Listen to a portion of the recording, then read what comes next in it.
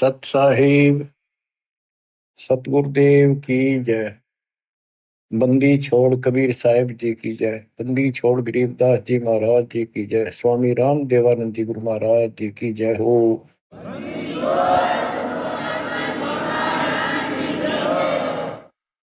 सर्व संतों की जय, सर्व भक्तों की जय, धर्मी पुरुषों की जय। श्री काशी धाम की जय, श्री सुडानी धाम की जय, श्री क्रोथा धाम की जय, श्री बरवाड़ा धाम की जय। सत साहिब परम पिता परमात्मा कबीर जी की असीम रजा से आपको मनुष्य जीवन की सफलता का राज प्राप्त हुआ। रहस्य, यथार्थ, अध्यात्म ज्ञान, सत्य भक्ति। इसके बिना ये मनुष्य जीवन आम सामान्य प्राणी जैसा था, पशु पक्षी के समान है।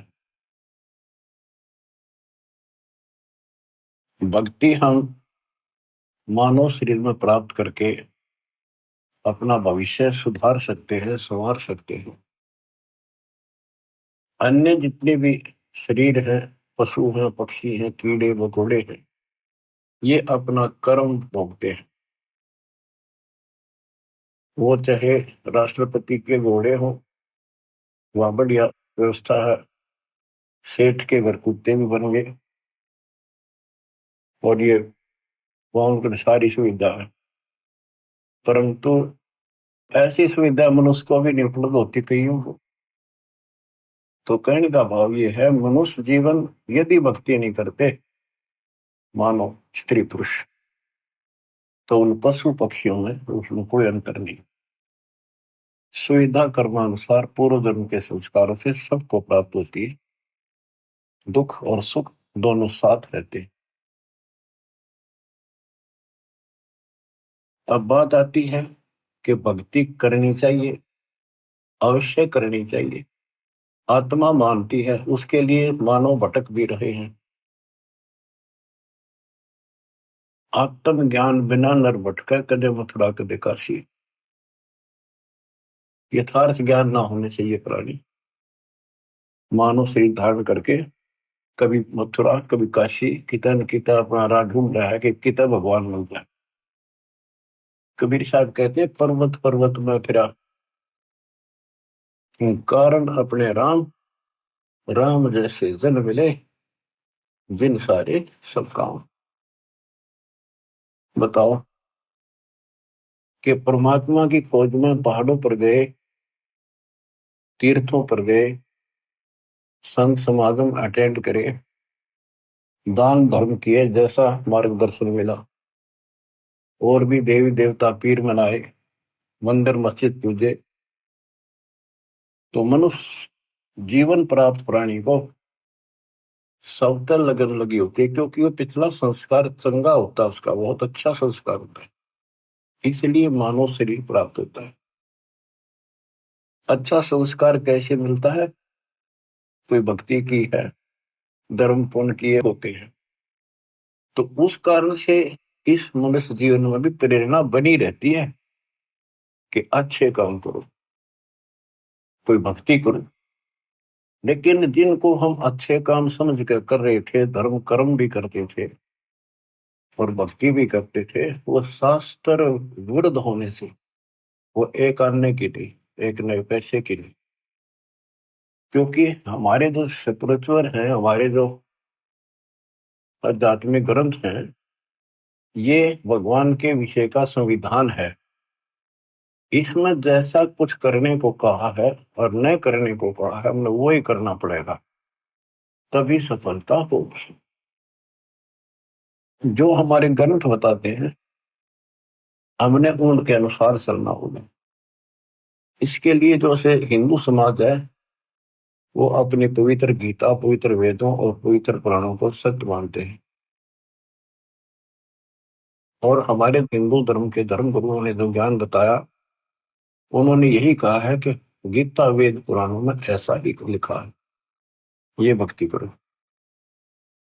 अब यहां हमने सबसे पहले ये देखना होगा कि जो स्पिरिचुअल है, शास्त्र है, हमारे धार्मिक शास्त्र, वो कौन से किस लेवल के हैं, किस स्तर के हैं। 5 वेद है। वैसे तो वेद एक ही होता है। वेद का अर्थ ज्ञान होता है। बोध का अर्थ भी ज्ञान होता है। भक्ति बोध, भक्ति का ज्ञान। वेद, वेद का अर्थ ज्ञान। सूक्ष्म वेद यानी सौसम वेद, जो भगवान ने सब अपने मुख से बोला होता है, उसको सौसम वेद, सूक्ष्म वेद बोलते हैं। ये कंप्लीट, इसके अंदर कंप्लीट मार्गदर्शन है। ये कंप्लीट है, संपूर्ण है। यह वेद परमात्मा ने, जब हम अपने कर्म छोड़ कर यहाँ पृथ्वी पर इसके साथ आगे, इसके ब्रह्मांडों में, जब तक हमारी पूंजी रही तो हमें सारे ठाठ दिए इसने, आप भी लूटता रहा। और जब हमारी पूंजी लाए थे वह खत्म हो गई, हमें पटक दिया धरती पर, फिर कमाओ और फिर ऊपर आओ। आपको मैं बार बार बताता हूँ, ये कोई बच्चों की कहानी नहीं है, ये सच से परिपूर्ण है और आपने इसको सत्य मानना होगा। एक मूर्ख लड़की अपने घर से पैसे निकाल कर, 30-40 सोना अपने घर से निकाल कर उसकी शादी के लिए घर वाला ने तैयार कर रखा, और एक दुष्ट के साथ भाग दी। जब तक वो पैसा वो लेकर आई थी, वो खर्च नहीं हुआ इतने, तो वह सर पर रखी। फिर उसकी दुरुपति करके जा कमा और खा, दारू पीवे, मांस खावे, और वह मजदूरी करने लगी, वो उसकी बयानबाजी करे। तो वो दशा आपकी है, आप मानव से मत मान, मानना पड़ेगा क्योंकि आप भक्त हो गए हो। 100 की 100 सच्ची है। अब यहाँ मजदूरी बता रखी है, इतना करो, दान करो, यज्ञ करो, बस नाम जपो तो उठ पटांग जपो, जो मोक्ष ना दे। और घने करो तो ओम जपो। फिर हरे कृष्ण राधे श्याम ये दूध भेज रखे, सारे नकली नाम बताइए। इसके आधार से स्वर्ग जाओ। स्वर्ग एक होटल है, वहां आपकी पूंजी ऑटोमेटिक ऑनलाइन जमा रहती है। आप जैसा वहां खाते पीते मौज करते, ऑनलाइन पैसे कटते रहते हैं। उस होटल का चार्ज अलग से होता है, और सुविधा जो आपको देते हैं उनका चार्ज साथ होता है। जैसे वहां कोई खाने की चीजें लेते हैं, 10 रुपए की 20 में देते हैं होटल में। क्यों, हमारे आदमी जहाँ पैसे गणे होते हैं, उन्हें क्या लेना देना कितने गिराको। तो ये दुर्गति आपकी यूं की हो रही है, आप विचार करो इन बातों पर। आप किस चीज पर सेट हुए बैठे हो, 1 मिनट में मृत्यु हो जाती है। बैठे बैठे राष्ट्रपति तक मर जाते हैं, एक्सीडेंट हो जाते हैं। पोलैंड देश का एक पूरा कैबिनेट, प्रधानमंत्री, सारे मंत्री, दूसरे देश, उसका मित्र देश था, उसमें कोई पूर्व प्रधानमंत्री की डेथ हो गई थी। उसकी मुंह कांड जाए थे शोक व्यक्त करने। वो विमान में दुर्घटनाग्रस्त हो गया, एक्सीडेंट हो गया, हम सारे मर गए। और ताजे ताजे बने थे, 6 महीने पहले उनकी कैबिनेट बनी थी। और ऐसे गंदे लोग में माचे माचे फिरो तुम, आंख खोलो। इस सत्संग को सुनकर भी आंखें नहीं खुलती, वो पत्थर प्राणी है, उसके भक्ति का अंश नहीं है। वो इंसान भी अच्छा नहीं, तड़प जानी चाहिए, तड़पला जानी चाहिए आत्मा को, पिता का मर गया, किस पे फंस गया। यहाँ सुख नाम की चीज नहीं, रह नहीं की धरती पर किसी के प्रति। किसी स्वर से धोता है तो वो राजी बोलेगा, स्वर से धोते मुंह फेर लेगा। हम इतने बिगड़ चुके, यहाँ पर हम देवता थे सतलोक में। अब दोबारा से आपको इतना प्यार किया जा रहा है। पहले तो पशु तो मानुष बनाए, बीड़ी शराब मांस तम्बाकू गटबड़ बकवाद करते फिरते थे, वो छुट्टी। फिर ज्ञान सुना के देवता बनाए। अब इस भक्ति को ध्यान से सुनो, इस ज्ञान को ध्यान से सुनो। इसी तरह आत्मा का उबारा होगा, आत्मा में ज्ञान प्रवेश होगा, अपने आप ये सेट होती चली जाएगी। दास पहले पहाड़ी जाता था, पहाड़िया जैसे व्यवहार हुए बकवाद, स्कूल में जान लग गया, 5-6 महीने तो वही चले, फिर धीरे धीरे सेट होना पड़ा, और पढ़ते पढ़ते पढ़ते पढ़ते और छोटी सी पोस्ट भी ग्रहण कर ली। तो इसी प्रकार अगर हम इस मार्ग पर नहीं आएंगे तो हम नो के नो रह जाएंगे। तो कहने का भाव ये है कि ये आपके एक स्कूल की पीरियड है, ये सुनते रहो। आजकल तो सारी सुविधा हो रही है, रिकॉर्डेड लेक्चर फिर भी सुन सकते, पर सुने इसी लगन से जैसे अब सुन ले, भूल जाए आध घंटा जितनी देर सुने, सब क्या है ना, और ध्यान से सुने। तो प्रसंग चल रहा है कि हम यहाँ आकर फंस गए, तो इस काल ने हमारी दुर्गति कर दी कि इन्हें वापस नहीं जाने दो। इसको पता है कि हम उस परम पिता के अंश हैं, कबीर भगवान के, और माँ बाप को पता होता है उसका बेटा बेटी की तो दुख ही हो रहा हो, उसकी आत्मा तड़पती रहती है पार वैसे के नाम से। आपके लिए वो मालिक भटक रहा है, वो एज इट इज उस रूप में यहाँ नहीं आ सकता, क्योंकि वो नियम भंग होता है और ये घबरा जाएगा, और वो मर्यादा से बाहर की बातें है ना। था अगर कहता मैं चाहूँ तो 1 मिनट में धर्मदास इन सारा ले जाऊं, फिर इनके गाड्डू वही वही ना थे, वहां के टिके। अब इन दुखी हो लिए छक्के, कलयुग आ गया, और आने वाले समय में और दुर्गति होगी। अब चौथा युग आ गया, ये भक्ति करके भी छक लिए। सतयुग त्रेता द्वापर में इनके पूर्व जन्म के संस्कार बहुत अच्छे होते हैं, इसलिए ये सोचते रहते हैं कि दो साधना हम कर रहे हैं, इसी से ये मौज माच रही है, इसी से सारे सुख होते आ रहे हैं। और जब कलयुग में जाएंगे, इतनी त्रुटि होगी इनकी, सारी साधना करके थक लेंगे, कुछ भी लाभ नहीं होगा, इनके संस्कार कमजोर पड़ जाएंगे। तब ये भगवान के लिए भटकना शुरू करेंगे, और फिर मैं इनको कैच करूंगा। उदाहरण देता हूँ, सतयुग में राजा अम्बरीश थे, मालिक वहां भी मिले होंगे। वेद बताते हैं परमात्मा के लक्षण वो झूठ नहीं होते, 100 के 100 सत्य हैं, कि परमात्मा सबसे ऊपर के लोक में रहता है, वहां से गति करके चल के आता है। भक्ति मार्ग में जो लगे हैं उन अच्छी आत्माओं को आके मिलता है, वो यथार्थ भक्ति ज्ञान सुनाता है। और जो लगे नहीं है भक्ति पर, उनको भक्ति करने की प्रेरणा अपने मुख्य मुख से बोलकर वाणी द्वारा बताता है, उनको गुप्त भेद मंत्र बताता है, गुप्त मंत्र आविष्कार करता है, एक कवि की तरह आचरण करता है। अपने सूक्ष्म वेद ज्ञान को काव्यना, कविताओं से, दोहों के माध्यम से, चौपाइयों के माध्यम से, शब्दों के माध्यम से बोल बोल के सुनाता है, वो सूक्ष्म वेद होता है। तो अब ये सूक्ष्म वेद बताता हूं, परमात्मा ने वो सूक्ष्म वेद इस ज्योति निरंजन काल सर्वपुरुष सर्वब्रह्म के अंतःकरण में वहां से ईमेल कर दिया, इसके अंदर इसने उसको बाहर निकाला, श्वास से पढ़ा, इसने वो जानकारी ऊपर की कति खत्म कर दी जो हम समझ सकते थे, वो मंत्र भी नष्ट कर दिए,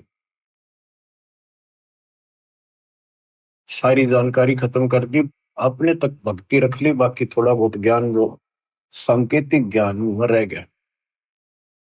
तो जिस आधार से, जैसे ब्रह्मा जी सबसे पहले कमल के फूल पर बैठे थे, अपने पुत्र नारद के प्रश्न का उत्तर दिया, और नारद ने पूछा था कि पिताजी आप सच बताना कि सारी सृष्टि के रचनहार कौन है, किसने ब्रह्मांड बनाए, कौन ये पालन करता है वास्तव। ब्रह्मा जी कहता, बेटा नारद इसका क्या जवाब दूं, मैं जब होश में आया, मैं कमल के फूल पर विराजमान था, कमल का फूल जलमय होता है, चारों तरफ अगाध जल था, मैं सोच रहा था मेरे को किसने उत्पन्न कर दिया, मेरा क्या उद्देश्य है। आकाशवाणी हुई तप करो, मन कमल के फूल पर बैठे बैठे 1000 वर्ष तप किया, फिर आकाशवाणी हुई सृष्टि करो। उसके बाद लंबी कहानी है, फिर बताऊंगे। तो उसके बाद ये ब्रह्मा विष्णु महेश तीनों इकट्ठे कर दिए, देवी ने इनका ब्याह कर दिया, पाश्चर्य श्री रचो सागर मंथन प्रथम किया था, वेद निकले 4, ब्रह्मा ने वेद पढ़े, उसमें से ओम मंत्र ले लिया। आकाशवाणी से जो हुआ था तप करो, वो तप, ये सोच लिया भगवान का आदेश है, तप करो। वेद भी भगवान गिवन है, गॉड गिवन है, भगवान के दिए हुए, भगवान परमात्मा दत्त है। इनमें ओम नाम, यजुर्वेद अध्याय 40 मंत्र 15, चारों वेदों में कहीं भी फिर दोबारा इसका रिपीट नहीं किया, एक जगह लिखा है और स्पष्ट कर दिया, ओम करतु समर्थ कलवे समर्थ करतु समर्थ। ओम नाम का जाप काम करते करते सुमन करो, विशेष कसक के साथ सुमन करो, अपना मूल कर्तव्य समझ कर सुमन करो। अब दास आपको समझाना चाहता है कि ये हमारे दातव ग्रंथ है, शास्त्र है, ये कौन से किस सत्र के हैं। इन चारों वेदों का सारांश श्रीमद् भगवत गीता है। और पुराण क्या है, ब्रह्मा जी ने जो ज्ञान प्राप्त हुआ, जैसा वेदों को समझा, तो उसके अनुसार अपनी संतान ब्राह्मण ऋषियों को बताया। तो ऋषियों ने ब्रह्मा से प्राप्त ज्ञान है, ये ऋषि ब्रह्मा जी की संतान है, ब्राह्मण सारे। तो ब्रह्मा जी कहता कि मैं तो कमल के फूल पर बैठा था, मुझे नहीं पता मैं कहां से उत्पन्न हो गया। ये फिर जानी जान नहीं है, सर्वज्ञ भगवान नहीं है।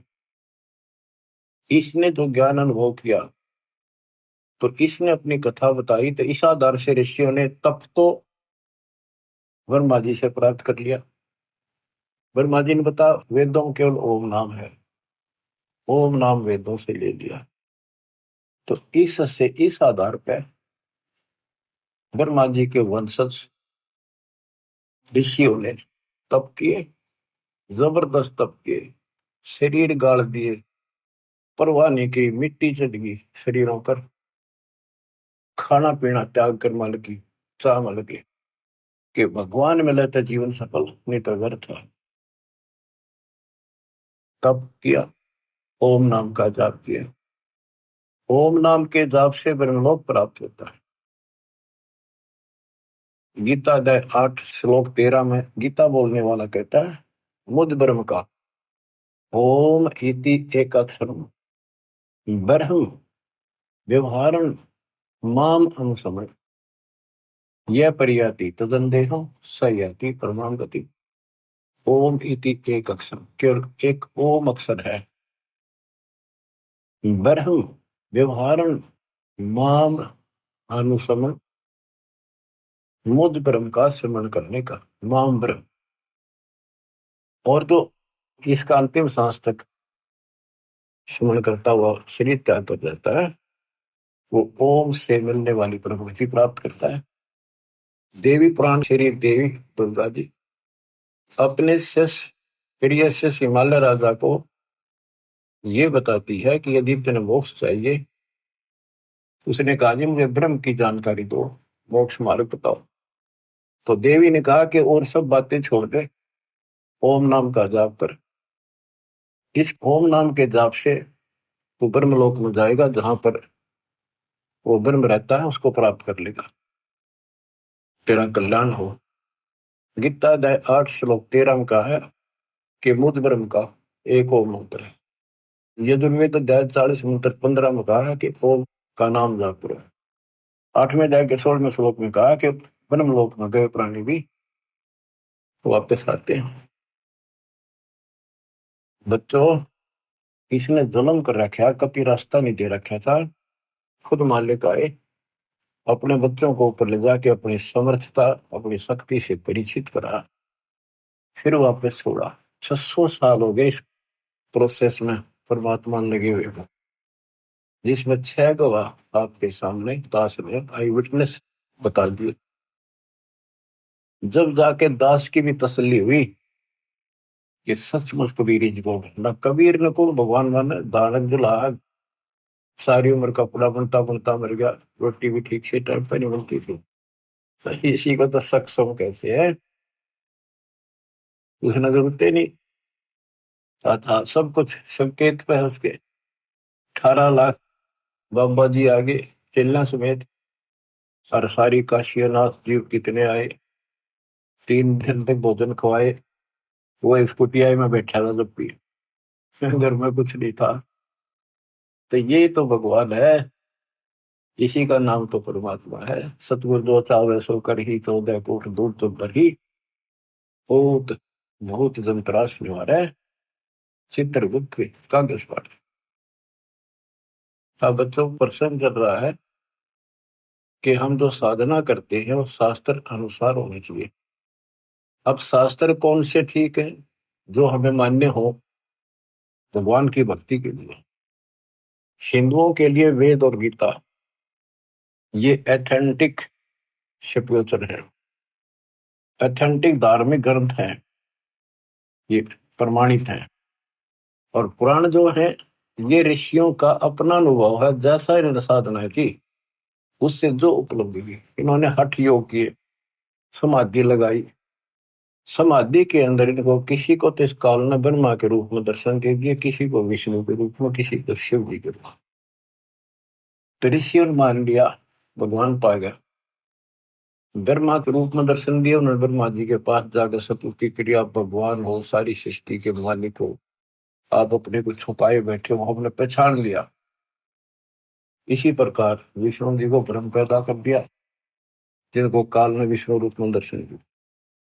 उन्होंने मान लिया कि मैं ही सारी सृष्टि का कर्ता रचनहार हूं, नथिंग एल्स।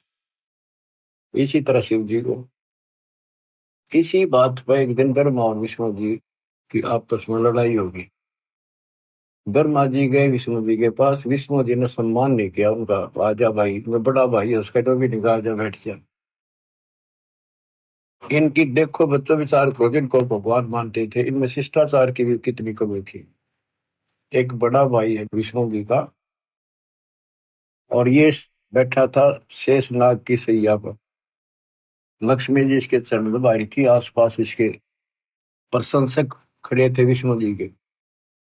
ब्रह्मा जी आया तो इसने अपना अपमान मान लिया कि इसने खड़ा होकर मिलूं, हाथ मिलाऊं या सीने से लगाऊं या नो को आओ जी बैठो, कितना भी दिखा इसने। ये फिर काम क्रोध से भरे पड़े ही ना भगवान मान्या करते।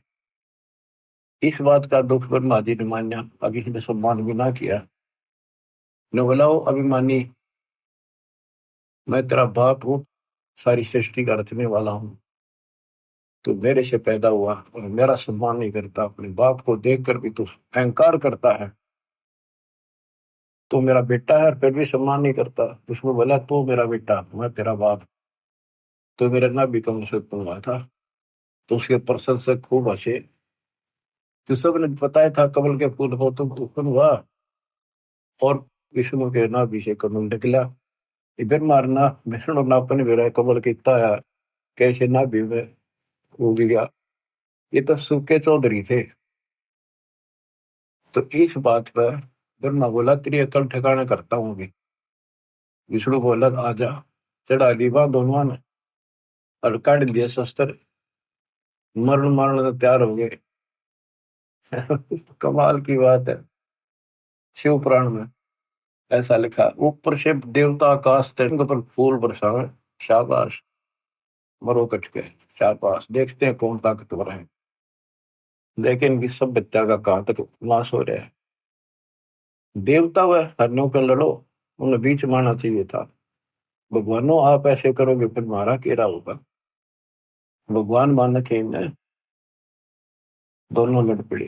बता, वो तो इनका बाप जो काल नरेंद्र ने सोची मरेंगे कट के, तेरे खान पीने का सिस्टम बंद हो जाएगा। इनके बीच में एक सतम खड़ा कर दिया, बोतल बोतल आकाश में छूने लगा। ये दोनों डर गया, आश्चर्यचकित हुए। जब इसका और छोर ढूंढना चाल पड़े और लड़ाई मिट गई, फिर काल आके खड़ा हो गया शिव जी के रूप में, साथ में दुर्गा को पार्वती रूप बना के लिया। तब उनसे कहता कि बेटा तुमने अपने आप को भगवान मान लिया, ये तुम्हारी बहुत बड़ी गलती है। तुम भगवान नहीं हो, यू आर नॉट गॉड।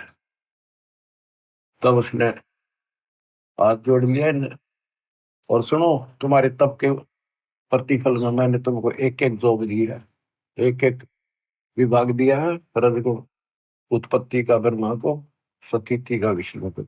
और इसी प्रकार शंकर को ये संहार तिरुभाव, और रुद्र को संहार। ये रुद्र और शंकर एक का है। देवतान महाराज जब इसने तिरुभाव कहते हैं, आम आदमी महाराज जब इसको रुद्र कहते हैं, ये दो रूप बना लेता है। वैसे इसके 11 रुद्र हैं, 11 रूप बनाए थे इसमें। अब देखो, ये पुराण है, शिव पुराण के अंदर विद्वेश्वर संहिता के अंदर अध्याय है। इन पुराणों में लिखा है कि ये शिव रूप में आकर प्रकट हो गया। दो तो ये हो गए, फिर मार विष्णु पुत्रों, उनको पुत्रों कहा। और इसी प्रकार शंकर और रुद्र, वो 4 अलग हो गए, हरियो 5वां। वैसे तो चौथा ही है। तो ये भी ना समझ पाए कि जो इनका बाप है, और ये नौकी इनका कोई माता पिता ने, और फिर इसने के जुल्म करा। ये बताऊं तो सर्वभाव है, ना बताऊं ज्ञान अधूरा। ये शिव के मंदिरों में तो शिवलिंग रखे हैं, इनको आगे विस्तार ना करूं तो अच्छा है। एक मिट्टी के पत्थर के बने हुए ये 2 आइटम इन्हें दे गया आराम खोर। ये डरता नहीं है, माथे गला लिए वह शिवलिंग पूजा। Private part of Shiva and Parvati, ये बदमाशी कर गया। अब सारा संसार इन पर मत्था टेक कर थरा बेड़ा करे कोई। इसने ऐसा नाश कर रखा। सतगुरु आए दया करी, ऐसे दीन दयाल बंदी छोड़ वृतास का जठर में कृपा। इसने नाश करने में कसर नहीं छोड़ रखी दत्त की, और दाता ने विकास करने में कसर नहीं छोड़ रखी। अज्ञान कितनी देर रुक आता है, अंधेरा लाइट के सामने नहीं रुक सकता। अब ये रोशनी उदय होगी है, सूर्य उदय हो गया इस तत्व ज्ञान का। अब सब अंधेरा मिटेगा। बच्चों, इस प्रकरण से संसिद्ध हो जाता है कि सबको कति मूर्ख बना रखा है। इसमें काल और दुर्गा और ब्रह्मा विष्णु है, इसको तो ज्ञान नहीं बेचारों को। इनको जैसे ये डरा धमका कर ला देते उसी तरह लग देते। उसके बाद यह शिवलिंग पूजा शुरू होगी और तेरा गजब हो गया। अब आते इस बात पर कि हम भक्ति करें तो शास्त्र अनुसार करें।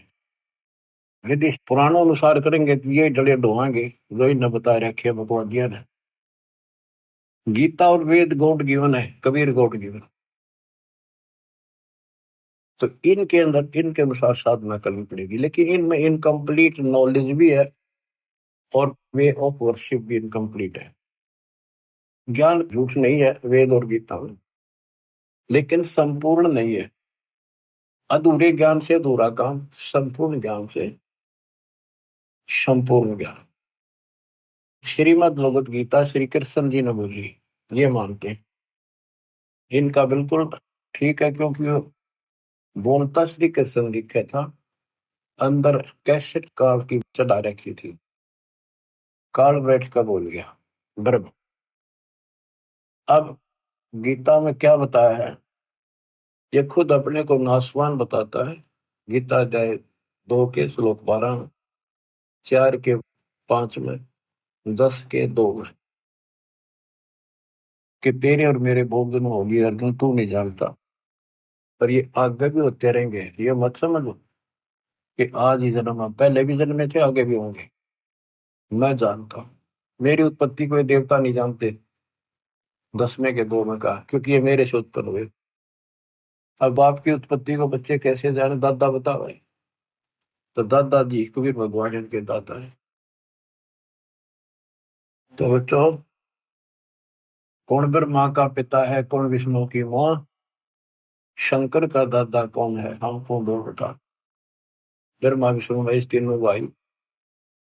इनका पिता ज्योतिर्नंदन, मां दुर्गा, और दादा सतपुरुष कबीर भगवान। गीता अध्याय 16 श्लोक 23 में कहा है कि जो शास्त्र विधि को त्याग के मनमाना आचरण करते हैं, उनको ना सुख प्राप्त हो, ना कोई सिद्धि प्राप्त हो, ना उनकी गति यानी मोक्ष हो। फिर भक्ति करते इसी के लिए। गीता 10, 16 श्लोक 24 में स्पष्ट कर दिया कि इससे करते और अकर्तव्य में जो करने योग्य कर्म है, न करने योग्य कर्म है, उनके लिए अर्जुन ये शास्त्र ही प्रमाण। शास्त्र आपको सिद्ध कर दिया, गीता और विष्णु इनके सतर के। हम बच्चों, हमारे लिए जो शास्त्र है हमारा सूक्ष्म वेद है, जो कबीर गॉड गिवन है।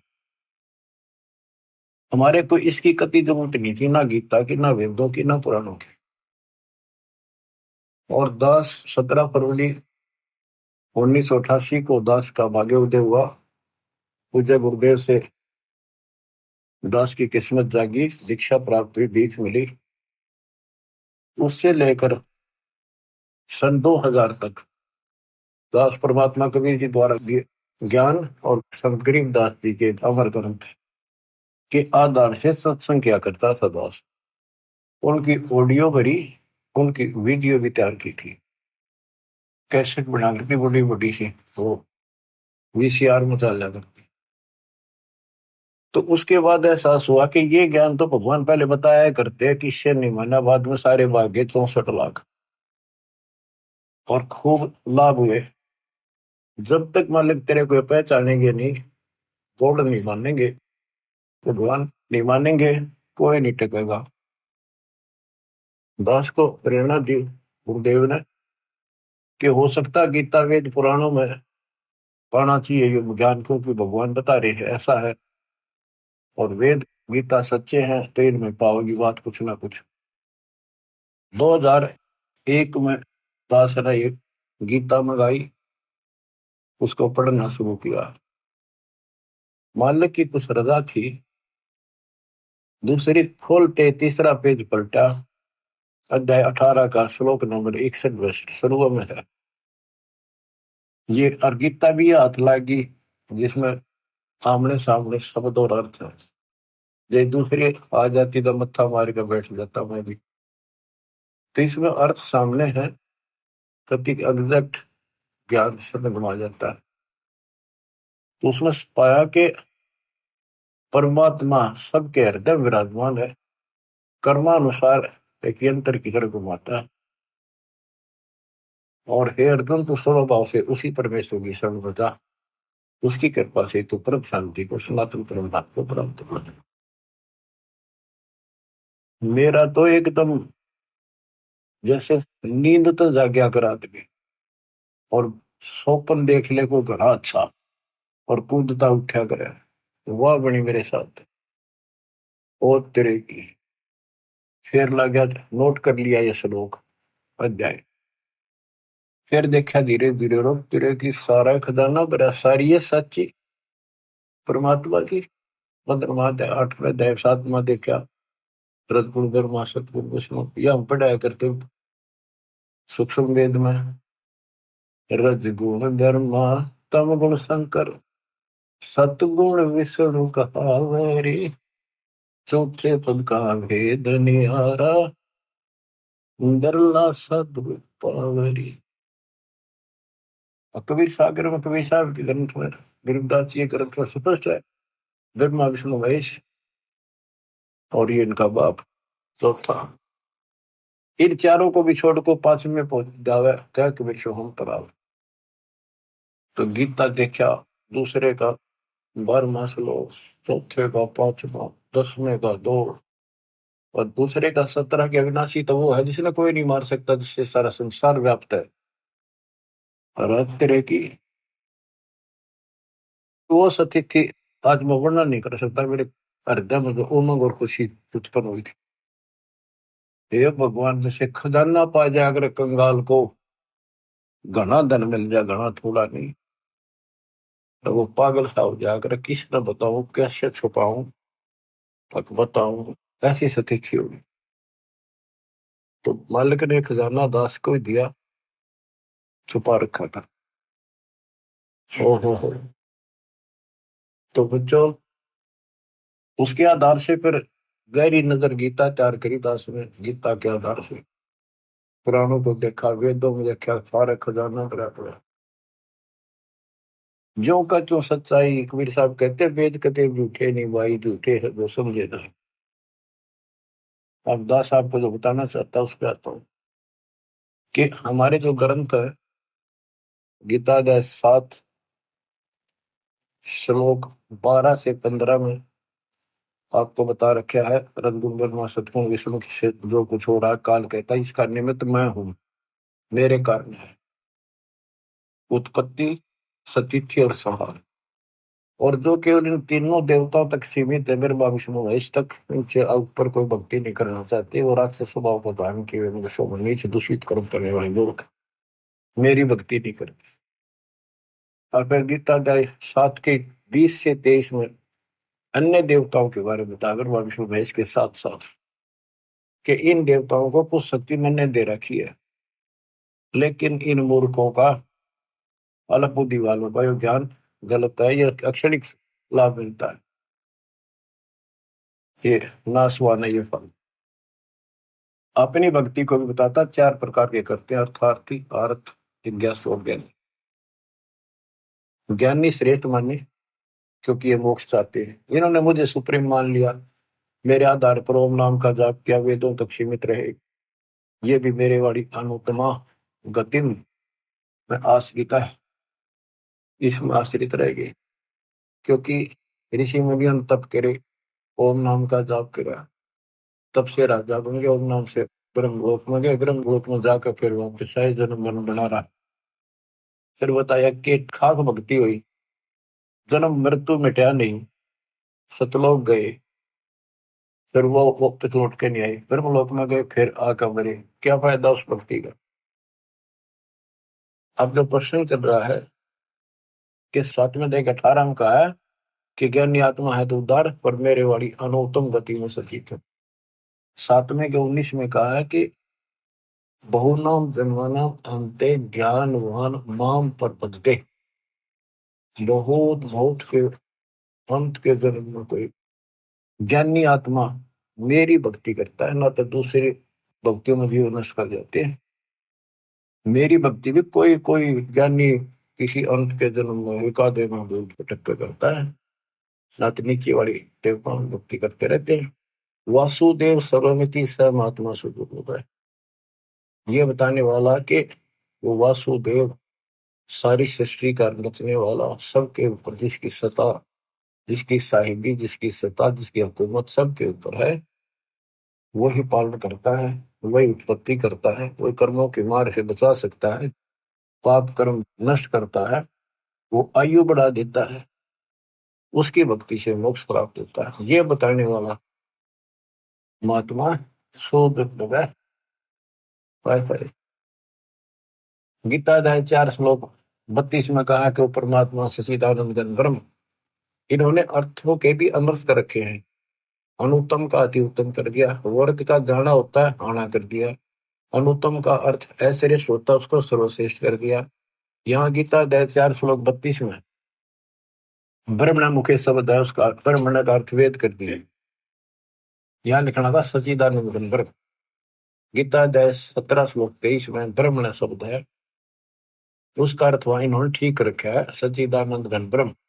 ओम तत्सत यानी सच्चिदानंद घन ब्रह्म की उपासना का केवल त्रिविध समर्थ है, 3 प्रकार से शिवण है इसका, 3 मंत्र का। अब आता हूं मैं चौथे के 32 में, उसमें क्या कि परमात्मा अपने मुख कमल से, सच्चिदानंद ब्रह्म अपने मुख कमल से वाणी जो बोलता है, उस वाणी में ऐसा ज्ञान है जिससे सारे कर्म समाप्त हो जाते हैं, जन्म मरण मिट जाता है, सदा सुखी हो जाता है। उस ज्ञान को चौथे अध्याय के 34 में तत्वदर्शी संतों से पूछो, दंडोत प्रणाम करो। दंडोत प्रणाम करने से, निष्कपट भाव से, सरलता पूर्वक, नम्रता पूर्वक प्रसन्न करने से वो तत्वदर्शी संत जो तत्व ज्ञान का उपदेश करेंगे। उस परमात्मा तत्व का, कौन से का, 18वें अध्याय के 62 वाले का, उस परमात्मा किसने होगा उसका ज्ञान होता है। वो कौन है? 7वें अध्याय के 29वें श्लोक में गीता बोलने वाले ने कहा है कि जो केवल जरा वृद्धावस्था के कष्ट से, बच्चों, वृद्धावस्था का जो दुख है ना, ये मृत्यु दे घूमता है, मौत तो एक बार हो जाए, और यो कम से कम 20 साल मरे, फिर एनमाटी, कभी आंख दुख है, कभी चार दुख है, कभी टांग दुख है, कभी शुगर बढ़ गई, कभी बीपी बढ़ गया, उठा जाना बैठा जाना, कब्जी होगी, गैस में, वो सुना नहीं, रोए बैठ के। तो कर्महीन इंसान तो भक्ति नहीं करते, भक्ति करने वालों पर ये असर नहीं होगा, लेकिन मर्यादित रहेंगे तो। भक्ति भी कबीर साहब की अरदास के माध्यम से, कि वो केवल जरा मरण से छूटने का, मृत्यु से दुख से बचने के लिए केवल प्रयत्नशील है और कुछ नहीं मांगते। वो तत्परम से, सारे धातुओं से और सारे कर्मों से परिचित है। आठवें के प्रथम अर्जुन ने प्रश्न किया, किम तत्परम, तीसरे में उत्तर दिया, आठवें के श्लोक में तीसरे में, वो परम अक्षर परम है। आठवें के 5-7 में गीता बोलने वाला अपनी भक्ति कहता है, मुझे भक्ति कर मेरे पास रहेगा, जन्म मरण बराबर रहेगा अपना दोनों का। ये पहले ध्यान में सिद्ध कर दिया आपको। 8 में के 8, 9, 10 में कहा, सचिदानंद घन ब्रह्म की जो भक्ति करता है, परम अक्षर ब्रह्म जी उसके पास जाता है। 15वें अध्याय के चौथे श्लोक में कहा है कि तत्व ज्ञान रूपी शस्त्र से इस ज्ञान को काट कर उसके पश्चात परमेश्वर के परम पद की खोज करनी चाहिए, जहां जाने के बाद साधक फिर लौट कर संसार में नहीं आते। जिसने सारी सृष्टि की रचना की है उसी की भक्ति की। 15वें अध्याय के 17वें श्लोक में कहा कि उत्तम पुरुषत्व ने परमात्मा के उदाहरण थे। उत्तम पुरुष, पुरुषोत्तम श्रेष्ठ परमात्मा तो कोई और है? जो परमात्मा कहा जाता है, परमात्मा, और जो तीनों लोकों में प्रवेश करके सबका धारण पोषण करता है, वो अविनाशी परमेश्वर है। अब गीता यही समाप्त हो जाती है जब ये कहता है कि उस तत्व ज्ञान को किसी तत्वदर्शी शब्द से जाकर पूछो। मोक्ष उससे होना, जन्म मरण उससे मिटना, वृद्धावस्था का संकट उससे कटना, एक मालिक कुल का वही है।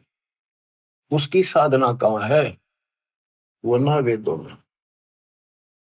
वेद कतेब, वेद ये 4 और 4 कतेब इन मुसलमानों की, ईसाइयों की, जबूर, इंजिल, तौरेत और कुरान।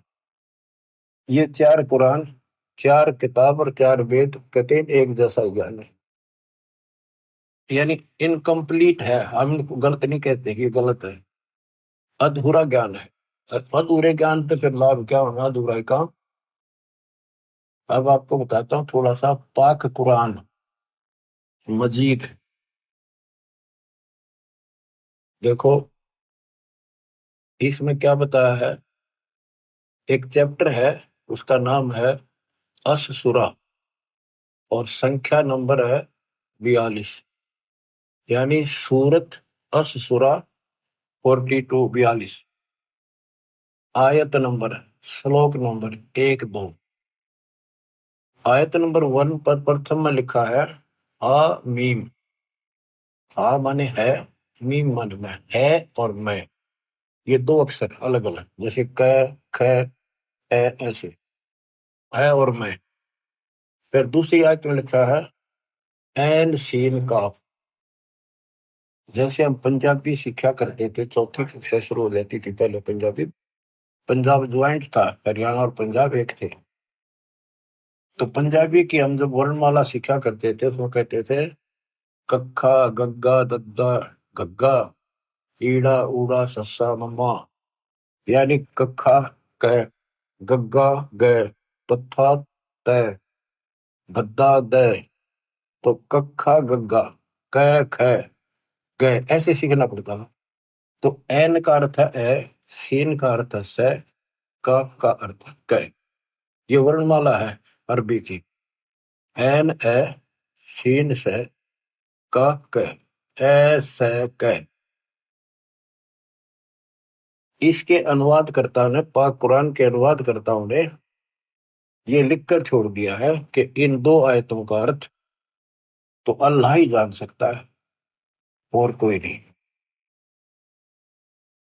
ये क्या है, गीता अध्याय 17 श्लोक 23 में ओम तत्सत, ये 3 मंत्र हैं। इनमें तीनों मंत्रा का पहला अक्षर है ए से क। जिनको तीनों मंत्र प्राप्त हो बच्चे आसानी से समझ देंगे। ये वो मंत्रों का केवल पहला पहला अक्षर लिख रखा है, इसमें और नथिंग। तो ऐसा कहते के हासिल होना था, ओम तत्सत से क्या हासिल होना था, अब इसकी एब्रीविएशन निकली सारी।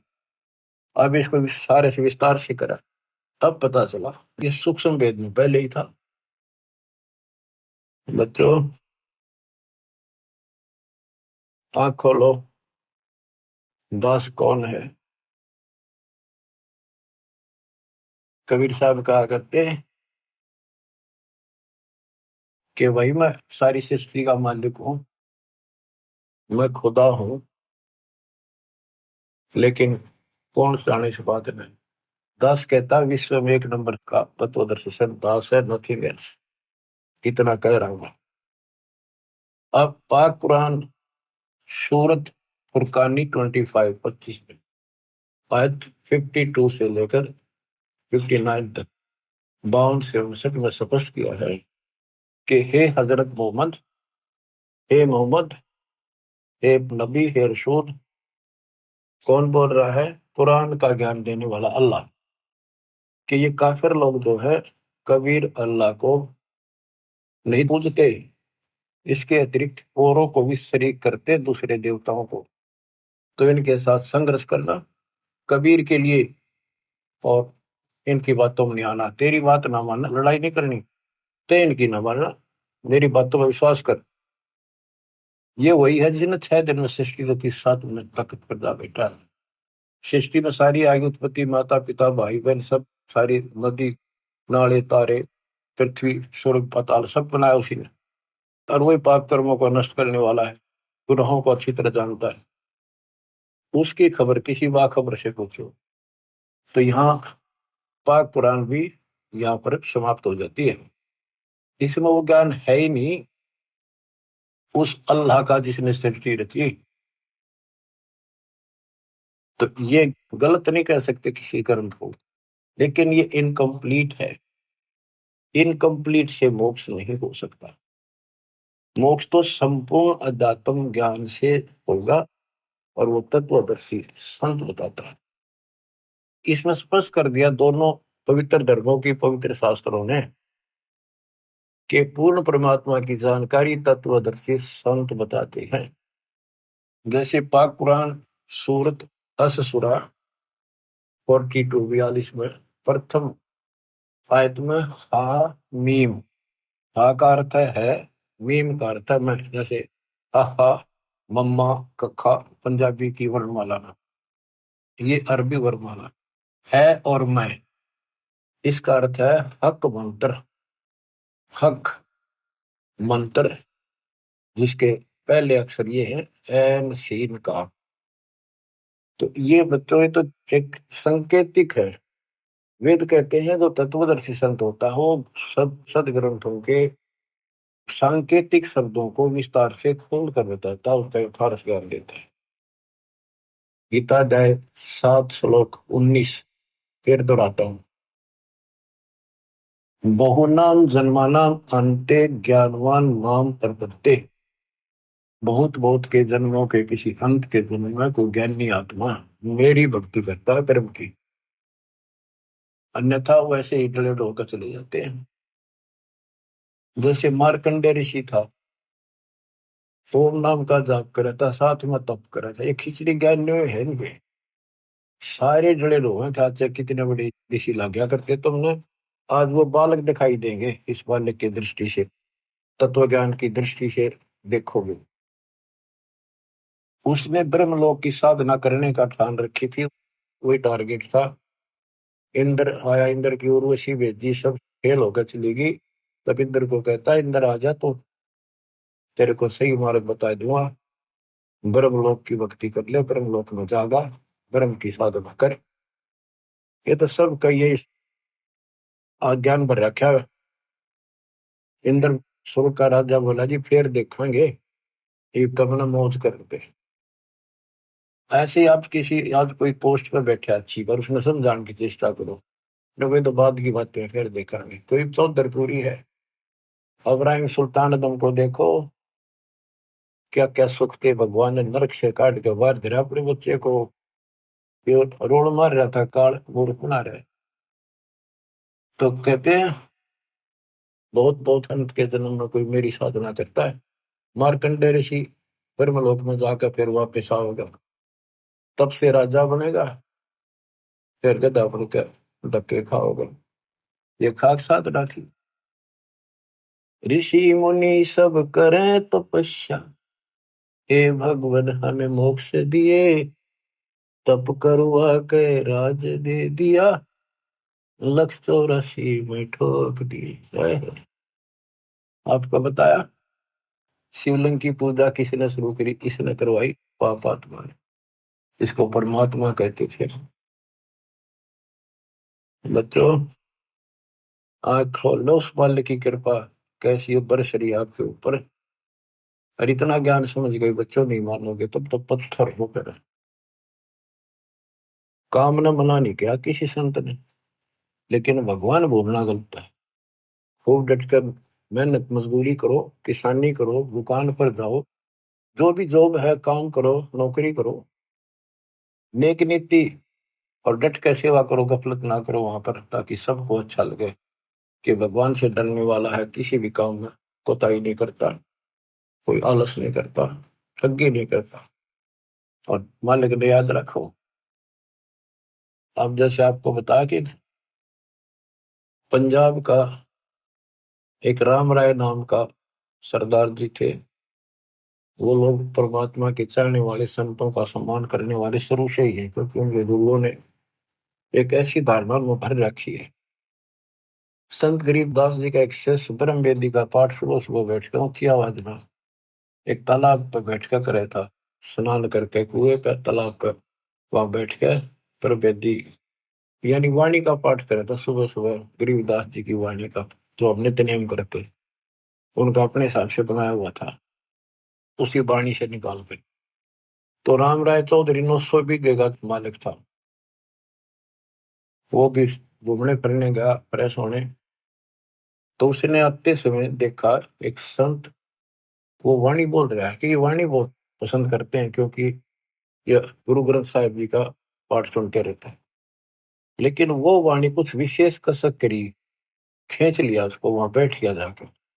उसने जब अपना पाठ कर लिया तो उससे पूछा कि है महात्मा जी, है भगत जी, ये वाणी तो गुरु ग्रंथ साहिब में तो नहीं है, ये किस संत की वाणी है? तो उसने बताया मेरे गुरुदेव की है, संत गरीबदास जी महाराज, बड़े पहुंचे हुए संत है, विश्व में उनके बराबर संत नहीं आज के ऊपर। उसकी वाणी है, अच्छे लिख रखी थी। तो उसने पूरा पता नोट कर लिया संत गरीबदास जी का, गांव सुलानी जिला उस टाइम जो भी था, दिल्ली के पास, बहादुरगढ़ के पास, वहां पूछ लो। ऐसे ऐसे सारी डिटेल लेकर चल पड़ा। उन्होंने सोचा मिलना चाहिए संत से, क्या वो संत जीवित है? कहाँ जी जीवित है। वो चल पड़ा, पैदल चला करते थे, 3 दिन में पहुंचा। सुबह सुबह पता करा भी संत गरीबदास जी कहाँ पर है, मिलना है। उनका महल था, उनके नाना जी का बनाया हुआ, उसमें संकेत कर दिया कि वहां सामने है, उसमें चले गए। वहां कुछ भगत बैठे थे, 1-2 गांव का, कुछ बाहर के आ जाते थे, ज्ञान चर्चा सुना करते थे। गरीबदास जी सुबह सुबह एक बार घूमने जाते थे, किसान थे, 2,500 बीघा जमीन थी, अहंकार नहीं था, खेत में जाते थे, पशुओं का चारा काट के सर पर धरका ध्यान लेके आया करते, घूम भी आते थे। तो उन्होंने पूछा भी संत गरीबदास जी कहाँ है? राम राय ने पूछा, जो बकरा ने। वो बोले जी घूमने फिरने गए खेत में, कितनी देर में आएंगे? भाई ये तो संत की मर्जी है, मौत जाए कब आवे कब ना आवे। आवे तो गया, हम भी इंतजार कर रहे हैं, पर उन्होंने बोला कितनी देर में आऊंगा पता नहीं। उसने सोचा इतनी दूर आ लिया, संत के दर्शन करके चैन लूंगा। वो चल पड़ा। उन्होंने बताया कि आगे जाइए, आगे अरहट है, उस रेत के पास एक जंटी का बहरा पेड़ है बड़ा, वहां पाओगे आपने, वहां कुएं पर स्नान भी करते हैं। तो वो जा रहा था गरीबदास जी, धोती कुर्ता हरियाणा की जो वेशभूषा होती थी, सिंपल मैन, सामान्य होता था यहाँ का वेशभूषा, इस तरह रहते थे वो, भाई आडम्बर संत नहीं करते। तो उस राम राय ने उस किसान से पूछ लिया, उसने किसान समझा, सिर पर पशुओं का चारा और भुट्टा धर रखा ज्वार का। उसने बोला भाई मैंने गरीबदास महाराज जी संत जी से मिलना है, तो बताओ इधर घूमन आए हैं, कहाँ से है वो, उनका खेत कहाँ ठिकाना है उनका। गरीबदास जी बोले आ जाओ, उन्हें पहचान दिया वो संत जी भी थे कि आ जाओ मेरे साथ, मैं मिलाऊंगा उनसे। वो वापस आ गए, वापस जा दिए वो गांव में, आ जा लेकर आ गए। वो भगत जो वहां खड़े थे उन्हें बाज गए, किसी ने बोटा लिया, किसी ने दंडवत प्रणाम किया, फिर पानी पिला कर नहाऊंगा, पानी लाए स्नान कर दिया। उसने सोची, उन पूछा रहा महात्मा कौन सा है वो संत, तो वो भगत बोले ये तो है गरीबदास। वो सामने मुड्डे पे बैठ गया और बैठा बैठा ये मन में कल्पना कर रहा था कि ये गुरु ये महाराज है, रत तेरा गजब हुई। उसने कल्पना कर रखी थी, उसका इमेजिन था कि बड़ी बड़ी जटा पाऊंगी, गल में माला माला होंगी और धूना दाना ला रखा होगा किधर, या डेरा होगा तो बहुत बढ़िया सुंदर कपड़े लाल पीले, यानी कोई आडंबर जरूर पाओगा। संत को ऐसा ही माना जाता है, उधर सारे ऐसे मानते थे। और उसने देखा सिंपल किसान सामान्य आदमी, इसका 2,500 बीघे जमीन बताओ है, इसलिए लोग इसकी चापलूसी करते हैं, ये गुरु यूं बना रहे हैं इसको, ये तो मेरे जैसा किसान है, रत तेरा गजब हो, ये खोदा पहाड़ निकली चुया इतनी दूर था, यो संत पाया। यो मन सोचे बैठा बैठा। गरीबदास जी स्नान करके तुरंत और धोती बांधा करते हैं हरियाणा में, और एक और उसका पल्ला सा धोती का एक बेल्ट सी बांध जाकर उसने अड़बंद बोलना, अड़बंद उसको बांधने के लिए तैयार हुए था। हाथ पे उंगली का चोट लाग रही थी, लीला थी दाता, पट्टी ही बांध रखी छोटी सी। तो राम राय से बोले भाई झुमक रहा, उसने अपना राम राय नाम बताया। परमात्मा बोले रहा झुमक रहा, ये इसका उर्फ नाम था। वो ऐसे चंचल माइंड का था, पूरा मतलब विश्वासी कम था, हर चीज में कोई ना कोई पूछा ताछी अटपट रखा करता, तुर्क वितर्क ज्यादा करता था। झुमकरा डगमग से ख्याल का था, इस तरह उसको झुमकरा भी कहते थे। और वहां बैठे बैठे भी वो कल्पना इसी कर रहा था, यो किसा गुरु ये क्या हुआ फलाना है। झुमकरा का जब मैं उसे समझ गया कि उनका बताया भी को नहीं, फिर भी उसने कहा कि भाई मेरी एक धोती बांध दे, अल्लाह मेरा हाथ का चोट लग गई है। उसने उठ के और वह गांठ लाई, और धोती शरीर के मां के निकल कर धोती का गांठ लग गई। तो उसने फेर खोला जल्दी, दूसरा फेर ऐसे किया, तीसरा फेर ऐसे करा, वो गांठ फिर शरीर के अंदर से निकला हुआ। तो गरीबदास जी बोले रहे झुमक रहा, मैं तो तेरे जैसा किसान हूं, या गांठ ना लगती क्या बात होगी। ऊपर देखा, विष्णु रूप धारण कर रखा, क्योंकि पुजारी विष्णु का था बेसिक, वो बने हुए थे सिख। लेकिन ये जैसे वहां पर 125 गांव गुजरा के वो सारे सरदार को वहां है, और वो रामकृष्ण के पुजारी हैं ज्यादा से ज्यादा, और गुरु ग्रंथ साहिब का भी सम्मान करते हैं, पाठ भी करवाते हैं। तो कहने का भाव है कि वहां पर वो पैरा में पड़ गया कि भगवान माफ करो, मैंने बहुत अच्छी कुंडी कह दी।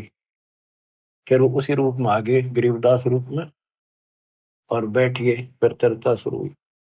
सारा ज्ञान समझाने के बाद वो राम राय कहता है भगवान मैंने सारा घूम लिया, ये ज्ञान नहीं पाया। गरीबदास बोले पाओ भी को नहीं। सब गीता का मूल है राई झूमक रहा, ये सुख संवेद समूल सुनो राई झूमक रहा, तत्व ज्ञान कोई ना कहे राई झूमक रहा, ये पैसे ऊपर नाच सुनो राई झूमक रहा, कोटों मध्य कोई नहीं रे झूमक रहा, अरबों में कोई गर्क सुनो राई झूमक रहा। बच्चों उनको पूरा ज्ञान बताया कि करोड़ों में नहीं पाओ तो इस ज्ञान को बताने वाला, अरबों में। उस समय संत गरीबदास जी थे, केवल संत गरीबदास जी थे पूरे विश्व में एक रिश्ता तो वेद जाने वाले। लेकिन वो डिस्क्लोज ठीक से नहीं करना था, उन्होंने लिखवा दिया सारा, आज ये आपके लिए खजाना आज खोलना था। अब कलयुग 5 बीत गया वर्ष जब। तो बच्चों आपकी किस्मत देखो, जन्म ऐसे समय में, ये बच्चों का काम नहीं, सामान्य बात नहीं है कि ऐसे संस्कार बनाना ही मालिक ने बनवाए। तेरा कितने युगों से आपको संवार संवार कर प्रेरित कर करके चार्ज करते ला रहे, और आज आज ऐसे समय पर आपको ऐसे समय पर जन्म दे दिया। करीब आने वाली संतान परमात्मा के बच्चे आपसे प्राप्त शरीर में तो बड़ी बुढ़ाई भगता होंगे। और बच्चों जिनके संतान नहीं है उन जैसा आज किस्मत वाला मैं नहीं मानता धरती पे, तो समाज कुछ करो, क्योंकि अध्यात्म का जो पैमाना वो अलग है। उनने पिछले जन्म घने सुंदर जी रखे हैं, कभी किसी का एक दाना भी नहीं खाया, ना रखा ना दिया, परमात्मा की बातों पर कुछ असर किया, उनका लेन देन कति समाप्त कर दिया, करो सुला रखा। इनका उन्हें सतभक्ति मिल गई, वो सीधे वहां जाएंगे। जब डटे रहे तो समाज की तरफ देखते नहीं, बकवादा बढ़ गए, किसी का गोद ले ला, फरान ले ला, यू सदर दौड़ कर लेंगे, वो संस्कार फिर खराब करेंगे अपने। अपने वाले सुख नहीं देते कलयुग में, गोद लिया तुमने किसके सिर में मालिश करेगा। तो मेरा राय है इस कर्म में बना लो, निकल जाओ गंदे लोग तो, निकला जाता होता है। मैं तो दे दी है बालम बरे नु, मैं तो दे दी है बालम बरे, संसारी दी गल्लां चिन्ह न बूझ शब्द जो गहरे, मुर्दों से ती प्रीत लगावे न जाने सतगुरु मेरे।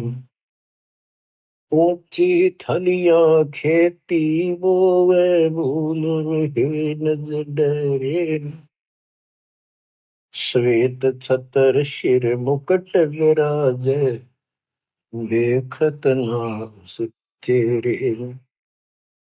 ये संसार समझदा नहीं कहंदा शाम दोपहरे, ये संसार समझदा नहीं कहंदा शाम दोपहरे, गरीब दास ये वक्त जाते है रोगे इस पैरे, गरीब दास ये वक्त जाते है रोगे इस पैरे। बच्चों सुधर जाओ, संभल जाओ। इतना गजब का अवसर आपको मिला है जीवन का, आप सामान्य आत्मा नहीं हो। साधना सेती मस्करी चौरा नाल साल मल अखाड़ा जीतेंगे युग युग के बाद। आप वो युग युग के माल हो, वो पहलवान हो इस भक्ति के खड़े के फाइनल गेम में आ रहे हो। सावधानी बरतना, मालिक आपको सदबुद्धि दे, हिम्मत दे, बुराइयों से बचावे, मोक्ष दे। सत साहिब।